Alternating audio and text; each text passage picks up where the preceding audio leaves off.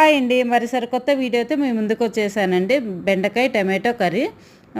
బెండకాయలు ఫస్ట్ మంచిగా వాష్ చేసుకొని ఆరబెట్టుకోవాలి. మీడియం సైజులో కట్ చేసుకొని పెట్టుకోవాలి. బాండీ పెట్టుకొని ఒక 4-5 టేబుల్ స్పూన్స్ ఆయిల్ వేసుకొని బెండకాయలు మెత్తగా అయ్యే వరకు వేపుకోవాలి. క్రిస్పీగా వద్దు. అవి తీసి పెట్టుకోవాలి పక్కన. మళ్ళీ ఆనియన్స్ ఇట్లా పెట్టల్లాగా కట్ చేసుకొని అవి కూడా 2 మినిట్స్ వేపుకోవాలి. అవి కూడా తీసి పెట్టుకొని అదే ఆయిల్లోనే ఆవాలు, జీలకర్ర, శనగపప్పు, మినప్పప్పు వేసుకోవాలి. అవి వేగిన తర్వాత ఫైన్గా చాప్ చేసుకున్న ఆనియన్స్ వేసుకోవాలి. ఈ ఆనియన్స్ 2 మినిట్స్ వేగిన తర్వాత టమాటో వేసుకోవాలి. టమాటో వేసుకున్న తర్వాత ఉప్పు, పసుపు, ధనియాల పొడి వేసుకోవాలి. తర్వాత సిమ్లో పెట్టి మూత పెట్టుకున్నామంటే మెత్తగా అయిపోతుంది.